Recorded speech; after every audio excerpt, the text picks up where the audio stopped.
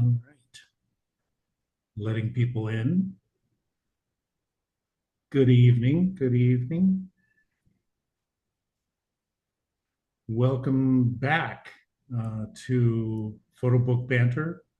It's been a couple of years since I was here. Last time I was doing this was with a local friend named Javier Tavera in May of 2022. If you're new to the Photobook Banter family, I'm welcoming you. And if you're interested in checking out our earlier episodes, you can do so at our YouTube channel.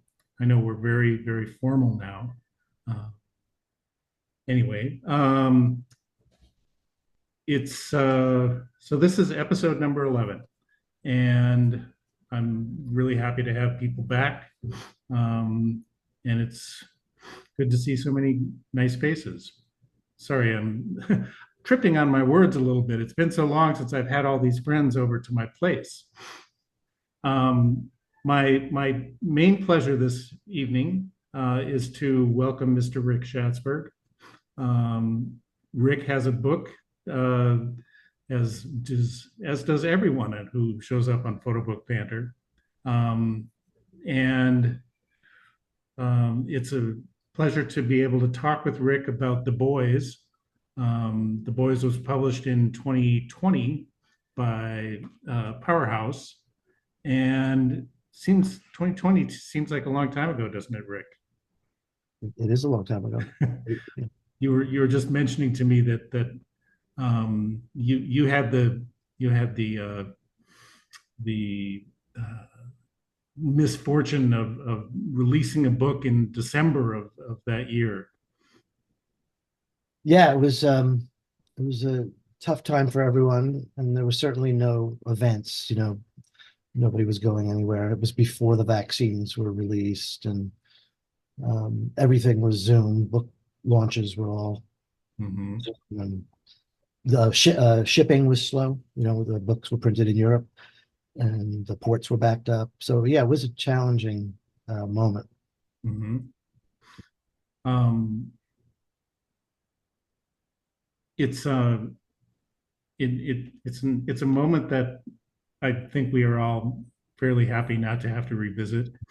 It's a moment that gave rise to an appreciation that I have for being able to make this connection with people who are in various places around the world. Rick, in case you don't know, is coming to us from Norfolk, Connecticut, where he and his wife have been living for 26 odd years. Um, Rick, what Rick is going to be talking about is a story involving, I guess it was 14 friends to begin with. Yes, well, there was a group of 14 that knew each other from, our youth, Right, and it was precipitated by the death of two friends. So, right. I mean, this is a group of men from North Woodmere, Long Island. yeah, Is that correct? yes, The center of your universe at the time. at the time, the pretty far west on Long Island, I guess. Yeah, right across from the Queens border in minutes. Mhm. Um, you refer in the book, and the book is a wonderful compilation of text and photographs, and I'm impressed by both your skills as a photographer and as a collector of photographic images and as a writer. Your skills as a writer really, I don't know if they were strong to begin with, but they really blossom in the book. Thank you. One of the things that one of the observations you made about your friends as a result of having done the project is that you see them more vividly now. And I was curious about that vividness. I mean, is that something that came about because of making the photographs, which are all contemporary photographs? The ones you've made were all made within what 3 or 4 years Oh, of each other? yeah, 2017, 2018 is when I made the portraits. Yeah. So the image of your friends became more vivid, and as you flip through some pages of the book and examples of the book in the next couple of minutes, maybe you can reflect a bit on that notion of vividness. Yeah. Okay. And yeah, so let me throw it over to you, and let's see some of the book. Okay. So what I'll do is let me share my screen first. Um,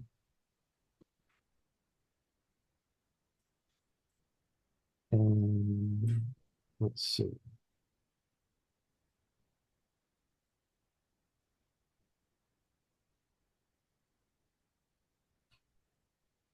Okay, is that working? Yep, and you could take it all the way to full screen. That might. Well, hmm, not sure if I get any bigger here, how that will work out. No, I think I need to, I can't tell for sure how it looks on your end, but this is Okay. about as big as I should go. Um, right. This is well, this is a PDF, and just to tell you at the beginning that really the title, as George and I were talking about before we started, isn't quite as obvious on the physical book. There's no ink used for that where it says the boys. It's just debossed. It's pressed in, so you can only catch it in a certain light, or you could feel it, but it's a lot subtler than that. And the the work starts with just some landscapes. It's this is the suburbs that we grew up in. This happens to be an area that many of us hung out in, and at nighttime when there was no house to hang out in. And this happens to be the street where I grew up. I hadn't really been back in many, many years when I made these pictures. Um, as George referenced, there's text. There's about 12 short chapters or fragments that I refer to it as. I'm not going to read these now. And then we start with what there is a lot of throughout the book is our old snapshots taken by various people. Often we don't even know, remember, who took them. Various cameras, but this was in the early 70s. Um, and and then what happens in the book, and it repeats 12 times because there's 12 sets of portraits, is what you're seeing here is sort of trying to imitate the way it is in the book, where you open the left page to the left, you open this right page to the right, and what it does is reveal a portrait of the man as he is today, and it's really flanked by white space on both sides. So it's what we refer to as a gatefold, and on the Except the names right down there in the lower yeah left-hand corner. on the far left, I put their name and their nicknames. Hmm. And then as you turn this page, the page that the portrait's on, there'll be another portrait of that same person on the left. Sometimes there's a photo on the right, as you'll see, and sometimes there isn't. There's not a formula that I used. And then it continues on with snapshots. It continues on with text. And the idea with, that came to me really is that it was great showing old and new photos, but the interior, the thinking, my thinking about losing two old friends that had been friends for over 60 years really got me reflecting on a lot of things. And as George mentioned, the sort of the vividness that I was referring to really in two ways. There's the vividness, especially of the people who die. There's this thing that happens, I think, that we reevaluate people and see them differently. And maybe the the flaws or our criticisms sort of fall away. We see them differently. So that was the really sort of startling to me type of vividness. The other type was sort of interesting, when you make portraits like this, and here are these guys all mostly shirtless, and this is films, large format film, and you spend a lot of time, um, spotting, cleaning up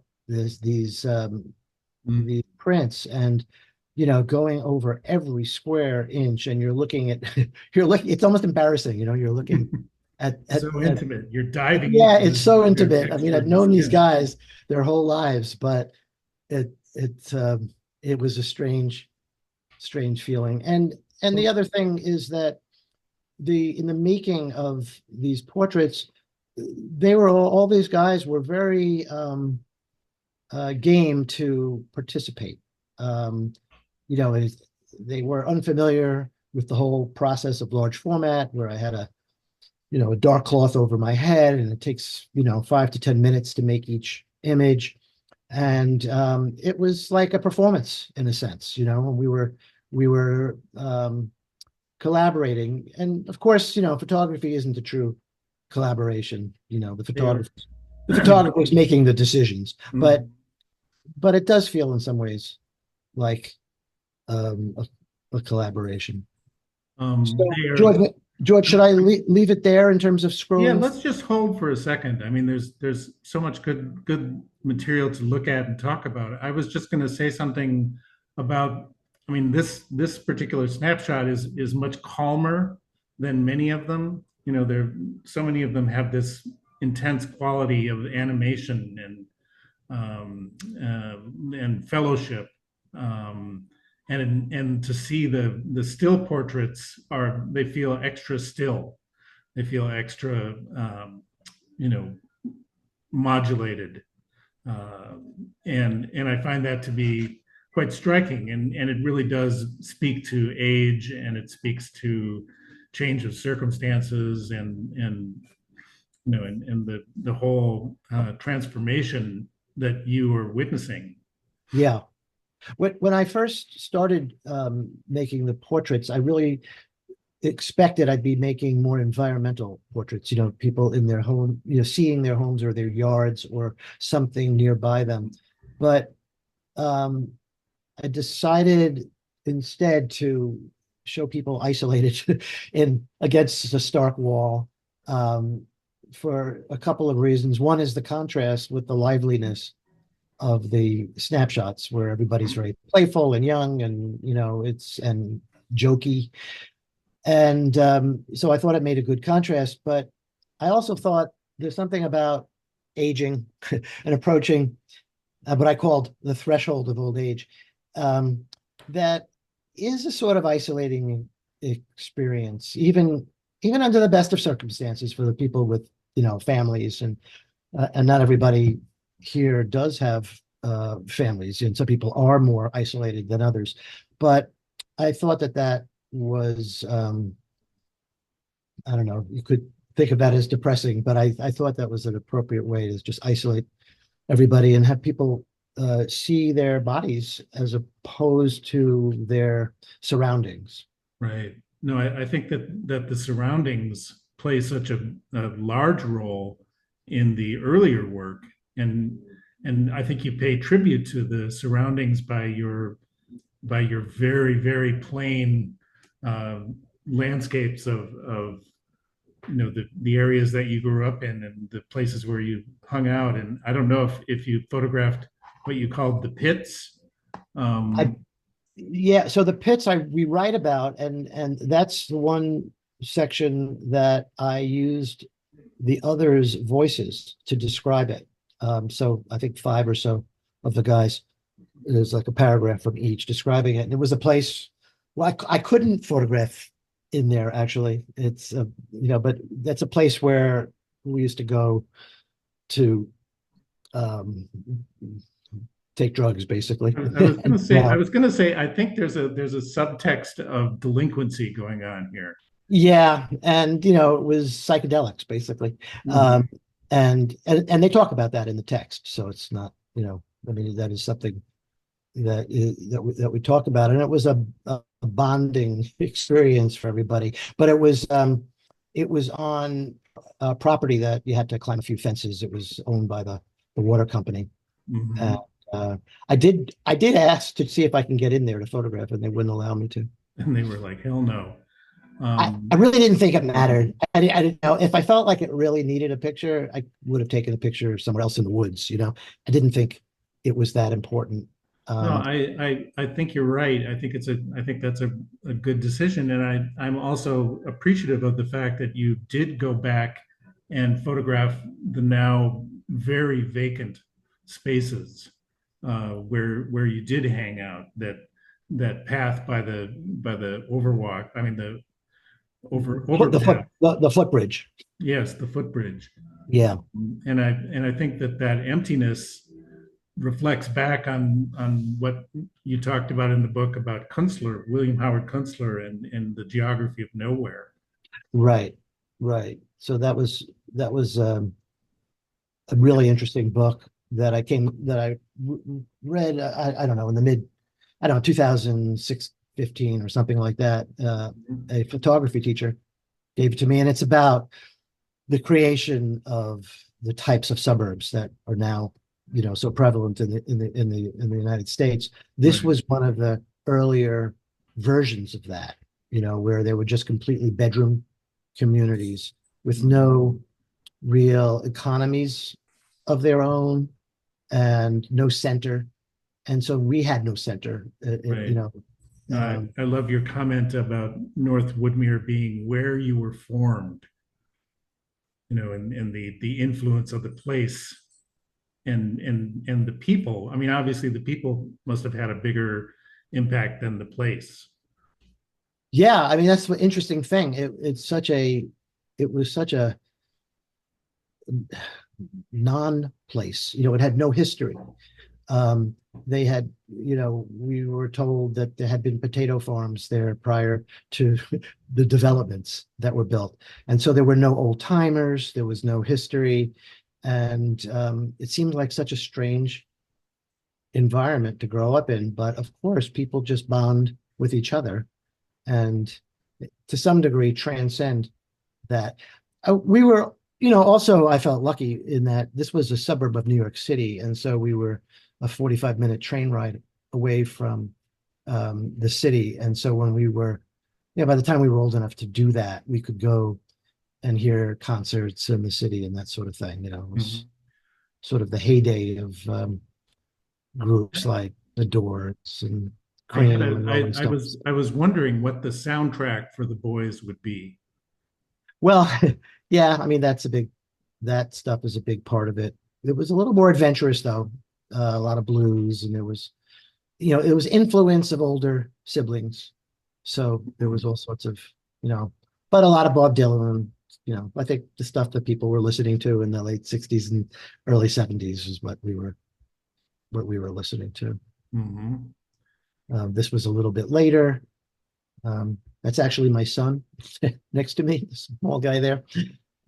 He's now 33, so you get a good sense of how much time has gone by, even in at this phase when we were. Were you guys athletes, jocks? No, we were the opposite. The No, non-jocks. this group was an early group of stoners, really, and there weren't too. I mean, there may have been some who had been interested in sports, but by the time high school came around, that was really not the Mhm. thing. It was very much plugged into what was going on with sort of Eastern religion and um, that sort of thing. It was a different group than the jocks for sure. Were you musicians? Any musicians or creative Yeah, artists? yeah. So a couple of us played in groups. I was one of them. Mhm. Uh, and everybody was intensely interested in music, but two of us, one of the guys in the book and me, played in groups together and performed Now regularly. you have to pause on that one just a second because it keeps freaking me out about his teeth. Is he wearing a mouth guard or something? Yeah, yeah. I think this was like Halloween or something. Okay. Um, I mean, and there's this wonderful sense of male physical bonding, yeah, you know, that has its later corollary in your close vision of skin. Sort of, yeah. you know, maybe you could talk about that a little bit. Well, the sad part as I look at this now is that both of these guys are extremely ill. Um, and you know, it's such a reminder. They were so vibrant, you know. I mean, the guy on the bottom, this good friend who recently had a stroke, and the guy on the top has a series of things that's pretty serious. I won't detail them. And so they both in the portraits, you saw scars on both of these guys, but Mhm. their conditions have, progressed. And so that is just part of what this process of doing a book was about and for, is that, Mhm. when two guys died, I talked to my friends about I would like to take your portraits, while we're still here to do it. And there's 12 of us. Then the idea evolved to do something more than that, to make this book. But by the time I was done and just about to start looking for a publisher, two more of the guys died within 6 weeks of each other. Mhm. So there's portraits of 12 people, but there's 10 of us now. And as I said, a couple of them, these two in particular, are really seriously Yeah. ill. Well, So this is, the early observation about vividness, I think, is something that I bore in mind as I looked at pictures like that one of the two friends wrestling, because yeah, that to me is so vivid. You know, yeah. it has the vividness of memory, the vividness of something remembered. Well, I sort of recognized from the minute that I knew it was going to go beyond just taking our pictures to making a book, that this was really my meditation on mortality and loss and Mhm. aging, which isn't 100% bad. I should add. There's a lot of things about this stage of life Yeah. that is really good and interesting, but there's no denying that we have to reckon with what happens in the last decades. And this, I wanted to document that. I'm not going to read all this, but what this is a list of all the professions that that people had. And what you're not going to see are a lot of doctors and lawyers. That's not what happened in this group, although that was pretty common in the high school Hmm. that I went to. Um, let's stop the share at this point. Okay. Um, Thank you for going through that. It is kind of kaleidoscopic to make that journey in that way. Um, there's some good tumbling around. Yeah. Um, I was interested in the evolution of the book. I know that you came to an MFA very late in your life. I think you referred to it as being at the preposterous age of 65. Yeah. That's the way I think about it. It's a sort of strange Um, undertaking at that age. and tell us a little bit about the program where you ended up. I um I really only applied to one place, which was the University of Hartford, their low residency international program. And I loved, I mean, I knew of a lot of photographers who had gone through it. It's not that old a program, but 15 years now. But the low residency aspect was important. You could live and work wherever you lived and worked. But they also had 3 times a year in-person residencies for 2 weeks, which were extremely intense. Um, in Berlin, um, at Hartford, we did one in San Francisco. These days, I hear they're going to Tokyo in the spring, but Berlin's pretty central. Every group goes to Berlin. And how many people are in each group, each It cohort? varies, but between 9 and 14, 15. So it's small. In between those residencies, though, there's a lot of activity. So everybody's has an advisor, and you have to submit work every 2 weeks for a crit. And you have to submit a lot of work. Um, And it's intensely book focused, right? yes, so um, Robert Lyons is the founder of the program. That was his concept 15 years ago, that photo books are important. I mean, now I think it's much more widely recognized, but he was pretty much, he was a little bit ahead of the, I mean, photo books have been around for a long time, but he was a little bit ahead of the curve in terms of emphasizing that in education. Mhm. So like Yale, which would may have been, considered the sort of Who best were MFA program, didn't focus on that. It was more just the prints. We did prints, but you had to be thinking about making a book. who were some of the instructors who mattered the most to you? So it's a mixture of full-time instructors and reviewers who were there for the residencies. I would say for me the most important was Alex Soth, um, a neighbor of yours, um, just because he was extremely encouraging with my work from the beginning, with this project from the beginning. Lisa Carezzi, who teaches at Yale, one of the full-time uh, uh, instructors is Michael Varenwald, who's really excellent. Irina Rozovsky, who's married to Mark Steinmetz, and he Mhm. was one of the reviewers that would come in. David Campany would come in. So it was really that is a little bit like Yale, where for critiques, for crits, big names would come in, and there'd be 8 people reviewing your work plus your classmates, and you'd come away with your head spinning with like I was dozens of different opinions, you all you all contradicting each other, but yeah, also.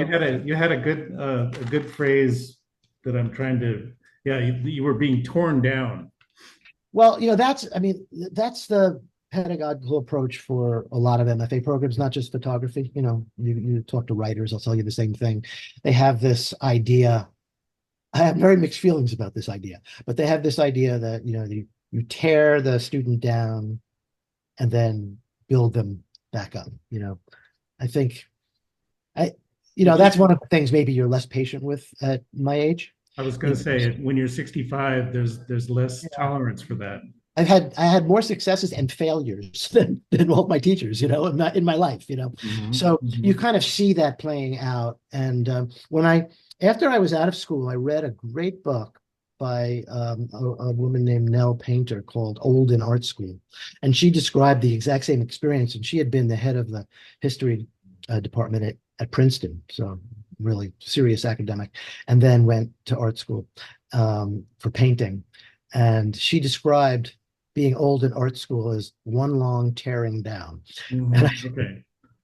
Okay. I could relate to it. But I do think it really is good for certain people. It's not for everyone. It's not the only way to break out of whatever rut you're in and advance your work.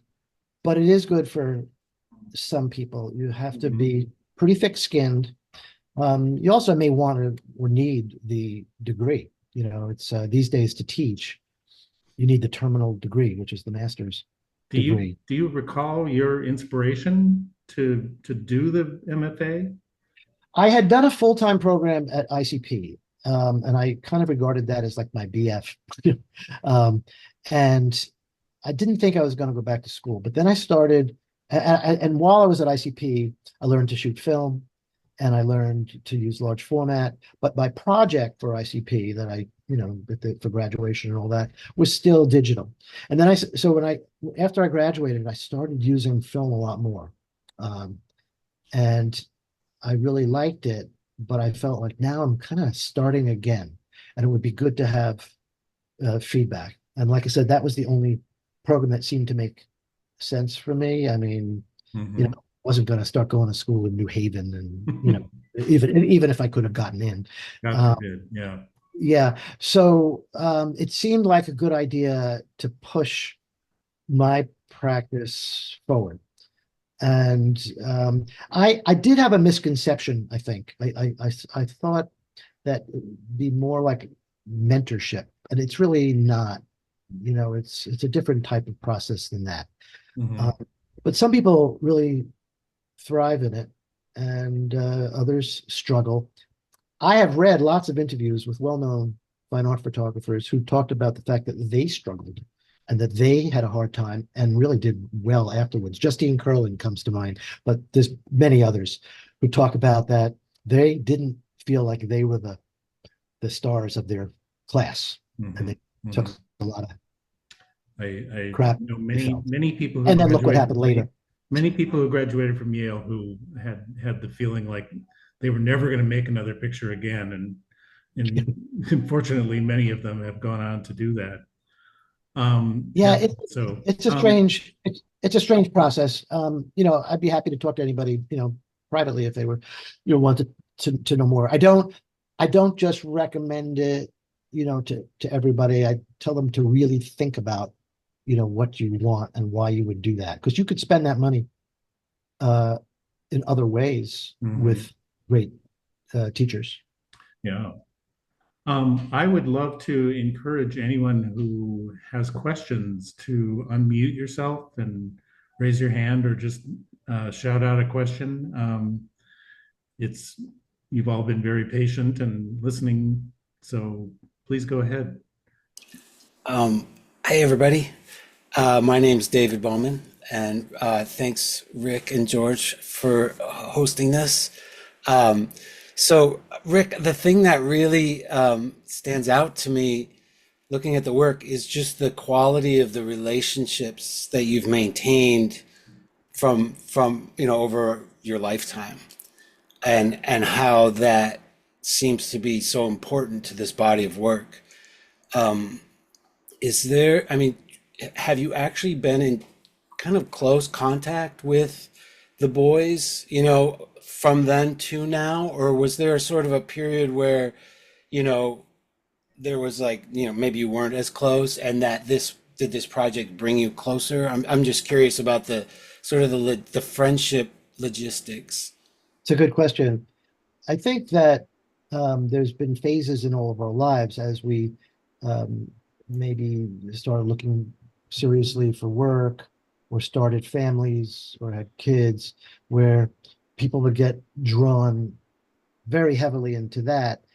And I think that what would happen is that within this unit of 14 people, there were certain friendships that were tighter and more constant than others. So I may have maintained really close, regular communication with, say, three of the guys, and those three maintain, with maybe three or four others, and so somehow there was still that network, Mhm. but not everybody equally. And Right. then when there was an opportunity to all get together, could be like Thanksgiving was a thing, usually like the day after Thanksgiving. People may have come home to visit family. They may have gone back to Long Island to visit family. And, the Friday after Thanksgiving was a good day to all get together at one of their homes. And that never stopped. So there was always something like that. Yeah. I would also say that, COVID put a strain on things because, aging does beget a certain amount of isolation, but then COVID, of course, took that to another level. And then since then, there's been a fair amount of illness. One friend moved to Oaxaca, Mexico, where he's living. So, I mean, we text and we talk, but we rarely see each other. He's had a visitor or two, but um, so yeah, it was that loose network that still, I think, qualifies as a group, even though it's not, all 10 people that are always in touch with this, with all 10 Right. people.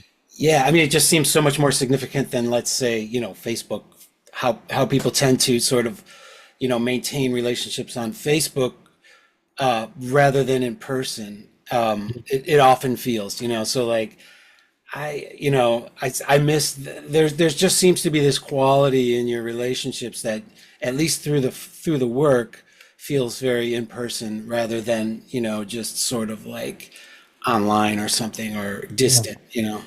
Facebook doesn't play into our thing at all, Mm, but texting does. So I have a text thread that's been going on for years with two of the guys, three of us.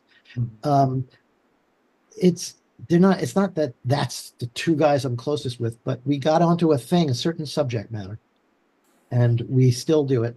And then I, one-on-one texting with some others, and I'm sure there are some text threads amongst groups that I'm not even aware of, that. So that part, the technology has been helpful because we are a bit far flung physically. Right. Yeah. Barbara, I think you had a hand up. First of all, I have to tell you, I just love the book. Oh, thank you very much. Yeah, it's just so wonderful how you've been able to tell this story that, really could have been nostalgic in a way that, was detrimental to the story. And there's just so many ways that comes through in the design of the book, as well as just your writing, I think is fantastic. And yeah, I just really applaud, what you did to tell the story.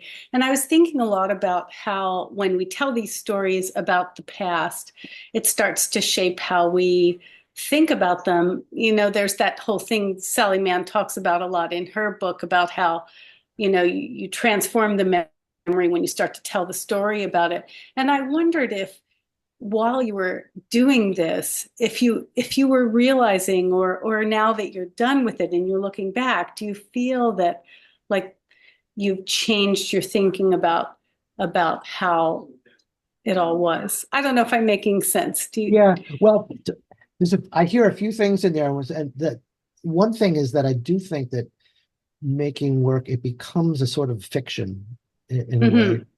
Yeah. It's the story. It's sort of my perception, my story. I used to refer to it as a group memoir, but it's really, there are other voices in it, but it's really my story. And so I don't necessarily feel that reflects reality exactly. It's just like, it's very,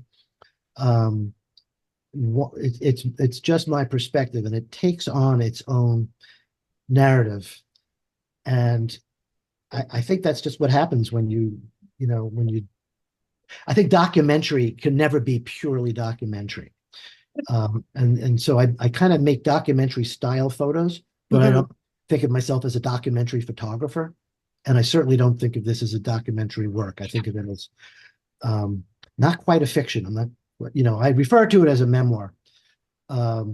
Because but it's also a thing where you make something into almost a positive way of thinking about it. And I think for what I'm imagining for the group, in the midst of all these people dying and all this tragedy, having this book is sort of a tribute to the whole strength of the friendship. And so, I mean, I think this is really interesting about doing these kinds of photography projects.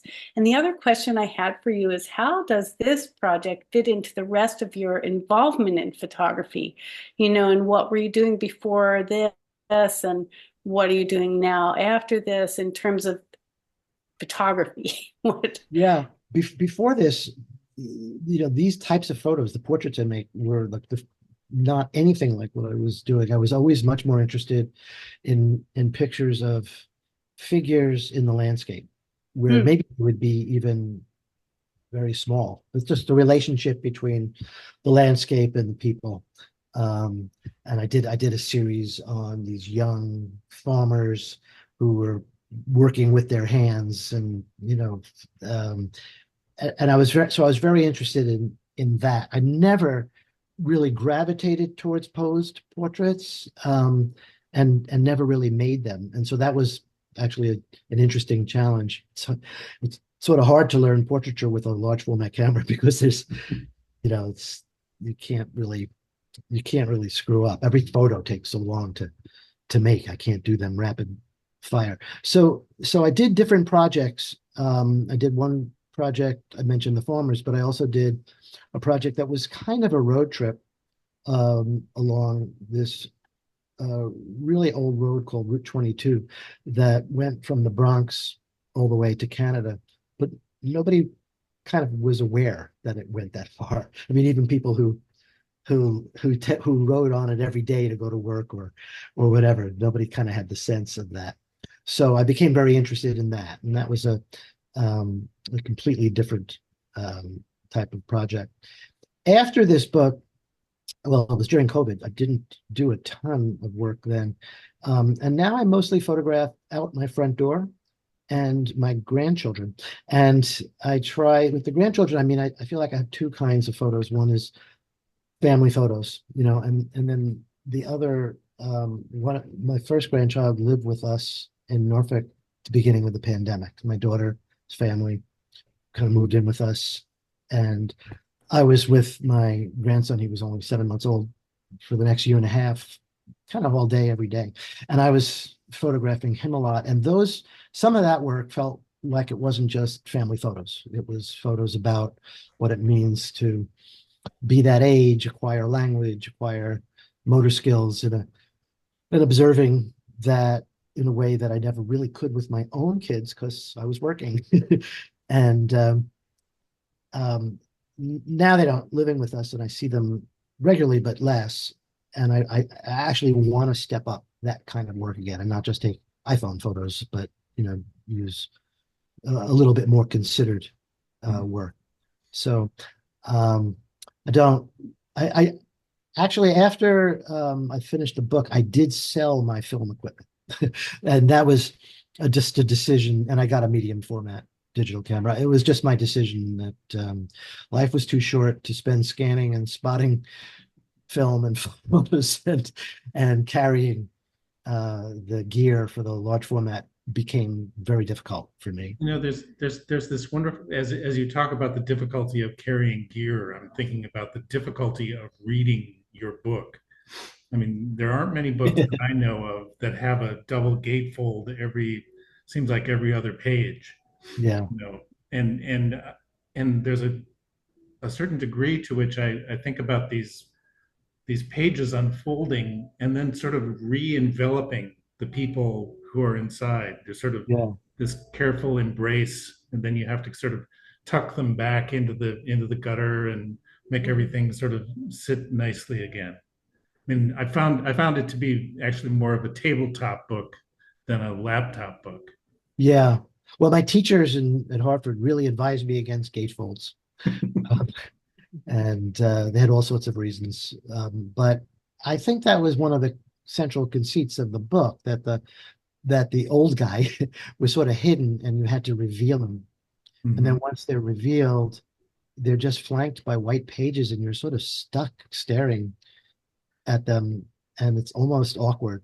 It's Um, very powerful. It's a very so that was powerful effect. so I wouldn't back off of that, but I was told for a few reasons, but one of the reasons is that books don't wear well when they're constantly opened and Mhm. closed. But the truth is, at school, maybe in a program, they get opened and closed a lot. But by an individual person, how often does that Mhm. happen? And I feel Um, that was a good decision to keep it. Well, and the in terms of the book making, the double gatefold and the insert was an intensely engaged. It was very labor intensive, wasn't it? That was hard. Well, first of all, I should say something about the designer. So the book designer, he goes by the name of Sib, SYB. He's a very well-known Dutch photo book designer. I was familiar with a lot of his work, but a mutual acquaintance really introduced us on the phone. He lives in The Hague, Netherlands, and we really hit it off. He related to the subject matter, and he's sort of known for doing a lot of things like gatefolds and sort of tricky things. And we pared some of that back. It can get too designerish. But one of the things that is interesting about the Dutch photo book tradition is that there's a lot of work that combines different elements like text and archival work and all that. And I really thought I needed somebody who was going to be good with that. Otherwise, it could look like a scrapbook. Mhm. Um, so, and the whole idea of blowing up the snapshots to make them full frame and bleed was his idea, not mine. And it's a great idea, rather than showing little snapshots, which we've all seen in books. And the gatefold idea was his, and I thought that was great. Um, Mhm. so so that was the first thing. The second thing about the Dutch photo book tradition is there's a tradition of the designer and the printer and the binder collaborated. You know, three different companies in a sense. So I mean, I looked at an Italian printer, and they were a well-known fine art photo book printer, and they were afraid of doing the binding because so they had a disclaimer that it might not work out so well. You can't sew a book like this because the portrait's inserted. They're printed separately and then inserted, so they have to, you know, trim the side of the book and glue it. It's, you know, perfect bound. It's nice to have a sewn book, but that wouldn't work for this. Right. And so there are vendors in the Netherlands that are just, you know, fantastic about doing this kind of work. So all of that has to be considered. And Seb, the designer, he works with a guy who he recommended that I hire to be on press when they were printing and binding.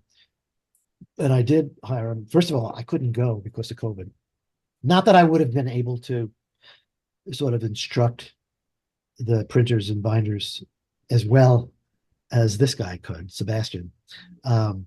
But that was another thing, is to have somebody there overseeing the whole production was important. And my publisher had nothing to do with it. They didn't want to do it. They sort of gave me the job of producing my book. I had some ancient experience with book production, but this was at a different level.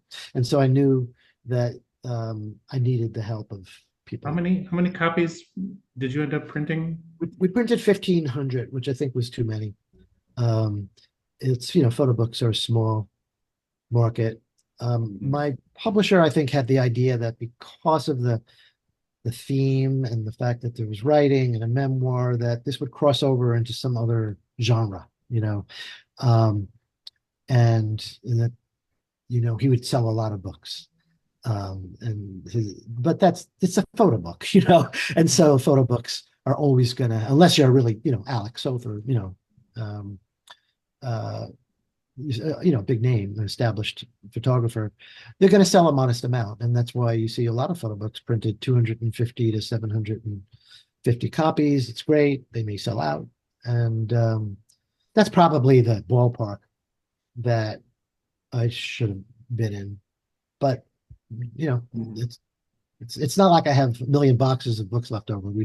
It did fine. And I'm happy to have books going forward. Mhm. I hope everyone picked up a copy. Yes, yes, yes. David, you bought one? No pressure. No pressure. From the photo nerd angle, the book nerd angle, I was thinking about how this front edge, I can't remember that, but how wonderful this is, that it's so colorful. This, Uh, I mean, if your average book that is trimmed along this edge, you know, looks very banal, very plain. yeah. This book, because of all the gatefolds, I mean, there's 12 portraits times 2 gatefolds, so 24 folded pages, if I count correctly. Yeah, that's right. You know, The other thing for people who don't have the physical book, you might want to show them that the afterword is printed as a standalone chapbook, as they call it, and that is sewn it's bound Smythe sewn. And Rick Moody wrote the afterword, and I really liked the idea of it standing on its own. So we came up with the idea of is this you, Rick? No, that's my friend John. Okay. Yeah. One of the things I noticed, here's another book nerd thing, or maybe a photo nerd thing, is that this version of the pedestrian bridge has a person way Yeah. in the depth of it, and the other version at the other end of the book, if I remember correctly, does not. Right. From That the, is John. That is John again in the on the footbridge there. I've known him since we're about a month old. wow. Um, Well, Rick, I'm trying to think. Deborah, did you have any questions? Did you want to sound? Yeah, I do. Thank you for sharing this, Rick. It's a wonderful journey that you're taking me on. Um, I'm amazed by the amount of the early photos that you had. I think back to the photos I have of college friends and few and far between. How is it that you had such a collection and that you were able to access them? Yeah, that I mean, I it's interesting. I accessed them because different people had piles of these photos, some in albums and some just in boxes. And I went over and I went through them. And as I said earlier, they're really of uncertain authorship, most of them, which I like. I like the confusion about that. I mean, we could figure some of that out as to who took it and what kind of camera, maybe. But people were snapping photos a lot, not like today, of course, where everything is documented on our phones, but a surprising amount. And then I was Mhm. very surprised to find, such a cache of them in different places. One of my friends, John, who I mentioned a couple of times, is a total pack rat. And I went to his house and we dug through boxes and boxes, and he had, so many. Um, and then another friend would have, photos from a different period. And so that, we were just, I wasn't really sure at first if it was another thing at school. They said, "Oh, don't use archival photos. It's been done." And at first I was going to listen to that, but then I started realizing there were so many, and what I did was to scan and work on a couple of hundred of them, and I sent those to Sib, and I said, "You choose." I thought it would be more interesting for somebody else who's not emotionally, he only knew one person, me, and didn't know anybody else, for somebody else to make the selection. And I add, changed, and delete some, but for I would say 80% of the choices of the snapshots was him. Or sometimes I would change the sequence, you know. But yeah, I don't know that everybody back at that time would be able to turn up as many photos. I guess because the friendships were maintained, that people felt Yeah. more of a, like you would keep family photos. The irony is that today there may be thousands and hundreds of thousands and millions of pictures being taken, but no one prints them. Yeah. Or organizes them. It's too many to organize. It's like Yeah. Mhm. it's really hard. I mean, we still have um, photo albums. My wife has organized the photos into photo albums, and it's great to be able to go Mhm. through those. And the grandkids sometimes look at them, and they're organized, roughly chronologically. And you could do that with your collection in the cloud, but it's daunting. Oh, yeah. Could I ask another question? Yeah, yeah. It's it's such a it's very personal and yet it's so universal. I mean, it's taking me back to my college friends and those that I've stayed in touch with. And now I'm thinking of the few photos that some of them have that resurface. They find every once in a while and they send to either text or email or they show up on Facebook. But it's so wonderful that you put these all together in this way. And the the current day photos, is there you talked about the isolation. Is there there seems to be a sense of sadness there. What are some of the feelings that you felt or that you want maybe hope to convey um with the senior portraits, if we may call them that? Yeah, that's fair to call them that. Well, I mean, I talked earlier about the authorship ends up being of the photographer. So it's not that necessarily that if you ask the people, the subjects in the book, if that's the feeling that they would want to convey, that maybe isolation or sadness. But for me, reflecting on, hitting certain age, and I do feel like there's a certain um, loneliness that comes with, with a certain stage of life, even not for everybody, but for many people. And even, I mean, there's some situations where it's obvious if somebody's, just by themselves. But even in the situations where people are surrounded by friends or family, there's something to me in the existential situation of facing, your mortality in this stage of life.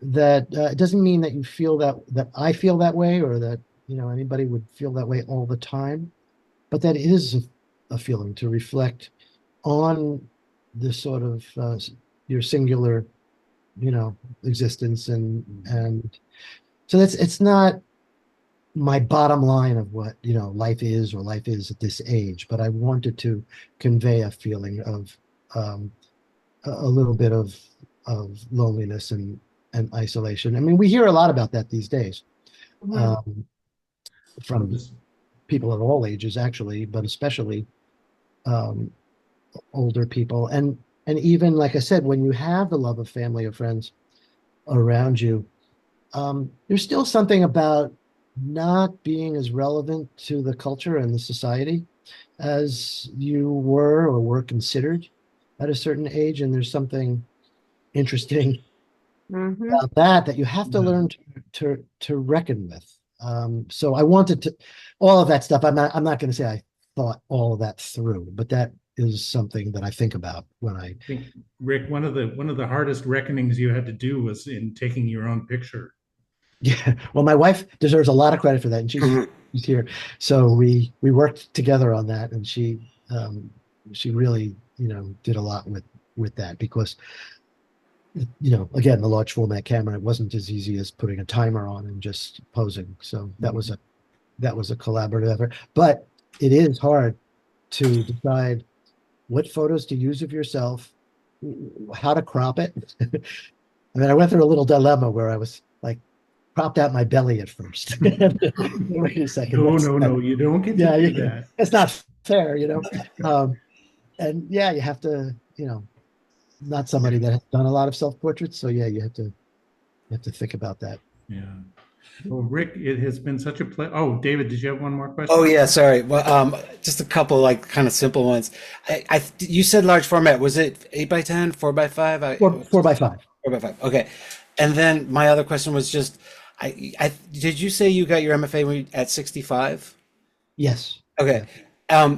I hate to be nosy, but I'm just curious, what was your photo sort of experience prior to that? Like, were you already a photographer, or did you have a whole other career life and then come into photography? I had a whole other career life. And then in the latter part of that, um, I started getting more and more obsessed with the pictures I was taking and working on it. And that's when I started taking a few classes, first just ad hoc at ICP. And then I very quickly decided to do a full-time thing Yeah. there. At that point, I was really just doing that. But yeah, it was a late stage career. And before my career in the sort of in the business world, I was a musician, and I did find a lot of things that I thought about and learned and was taught in those days to suddenly resurface in Ah, my yeah. in my mind. There was a lot of yeah, there was something to draw on there. I mean, obviously, just in very indirectly, but um, I was definitely exposed to some great, truly great musicians as a young man, and it became important to me to try to recall their approach to creating. Yeah. Mhm, mhm, mhm. Excellent. Yeah. Well, Rick, thank you so much for taking the time. It was my pleasure. I really enjoyed it. Yeah, Um, thanks, Rick. Thank you. all Thanks. of you who are here in the Twin Cities, next month we will have a hybrid live in person and Awesome. live on Zoom Mhm. experience with Paul Shambroom and his book Purple Town, which is Excellent. Where will that be? The hybrid part. the physical part will be here in my building. I'll circulate a notice about that. Okay, great. Yeah, I'm so excited to be around people again. It's Nice fantastic. to see you, So, David. yeah, you too. All Thanks, right. everybody. Thanks, Hey, Okay, everyone. thank I you. Oh, I have a couple more questions for Rick, but I don't want to hold everybody else up. Is it okay if I stay on for a moment? Sure. I mean, Rick, are yeah, you? no, I'm fine. I'm not Rick, going anywhere. um, Rick, what was the program at ICP that you did? They have they changed the name of it, but they had two, now I think they have three full-time programs. The one that I was in at the time they called it General Studies. Now it's better named, it's Creative Practices. And Mhm. it's that one it's run by a photographer named Darren Mickey, who's fantastic. Uh, Mm. he was there when I was there, but not as head of that uh, Creative Practices. He was just one of the uh, Mhm. teachers. They also have a more documentary oriented um, program, and I forgot what the current name of that is. Mm. And Mhm. then I think they added one finding different mediums. So Mm. and I don't know what they're calling that now. Mhm. Um, I loved the ICP program. There was like I said, it was like my BF, it was there were required classes. You had to take photo history, you had to take darkroom, you had to take color darkroom. And graduate school is so different where you just work on projects, it's much more self-directed. Mm. And Mm. that's true of most arts programs. Mhm. But ICP has pretty rigorous programs. So anybody in the New York City area, I could recommend that. But they Mhm. probably do online stuff too. But Yeah, yeah. uh, And then you had said your MFA was not so much mentor based, but it was something more awful. no, it's not more awful. It's just it's it's it's not like there's somebody just kind of looking after you and your development. You definitely get um, a critique from your advisor, but they have a bunch of other students, they have a bunch of other things, and then you go to the group crits where it's rough. It's pretty rough, and it's designed to be rough. And I think it varies year by year depending on your cohort. I'm familiar with some of the other cohorts. First of all, you overlap with the graduating one and then the incoming one once you're in your second year. But they really differ. Mine was an extremely vocal, critical group. Some are more, easygoing about it. They don't speak as much. It really varies. But you definitely have to develop um, sort of a thick skin, and at the same time be open-minded, because why else would you go to school if it wasn't to, get input? And that is a hard balance to strike. And it wasn't just me saying it was, hard or I struggled with it. I had many conversations with people about like what they were going through. And it's difficult. But I think, I mean, there's a virtue to that. I mean, to being tough. It's not going to be easy when you get out of school, and um, but I do think that people have different learning styles, and some people thrive better with gentler is the wrong word, but there are other ways to lead people to reconsider what Mm. they're doing. Right, right. Um, where I found in that environment, they're pretty brutal about it. No holds barred. And I think that is what some people need or some people like. I found that hard, but that's me. Yeah, the tearing down process in the hopes that you're going to build somebody back up. Mm. Yeah, Yeah, yeah, you could, yeah. yeah. That book I referred to, Old in Art School, is great. You might want to read it. It's not just about going to art school. It's a memoir of a very interesting woman, but her art school experience, first as an undergrad in her 60s, I think at Rutgers, and then in grad school at RISD, um, is fantastic. And you're reading a person who was literally the chairman of the history department in Princeton, black woman, um, who's published many books, and and now she's going through that. I actually got into a sort of email correspondence with her after I read it, and she wrote a blurb for my book. It was very brilliant. But anyway, those are things, I think people have to consider. And also, I think for younger people who are considering MFAs, they have to carefully consider whether a low residency program is the best thing for them. Mhm. I think it's really good for people who have families or reasons that they need to be elsewhere, but maybe it's not the best for, somebody in their late 20s who could live Mhm. and really just eat and breathe that stuff with their colleagues. I think that can be a really important experience for people, but it's going to be difficult for people who have other lives already. Right. Mhm, mhm, mhm. Yeah, I'd like to believe that I'm still in my 20s, but my more intimate photos of my body wouldn't reveal not that. Yeah. Thanks, Deborah. As I'm so pleased that you did those photos, because there's nothing like looking at one's body to feel that loneliness and that isolation that does bring it home. I mean, our bodies are clocks was sort of the feeling Mhm. that I had when I was doing this. And Mm. we're looking at, I mean, there's no escaping that. We can put our clothes on and hide it to some degree, but we know that. So, Yeah, yeah, yeah. Yeah. Thank you so much. okay, my Deborah, pleasure. Rick, Marilyn, Okay. David. Thanks for the Jason, opportunity, George. I appreciate it. It was fun, a lot of fun. pleasure having you. Enjoy the grandkids. Thank you very much.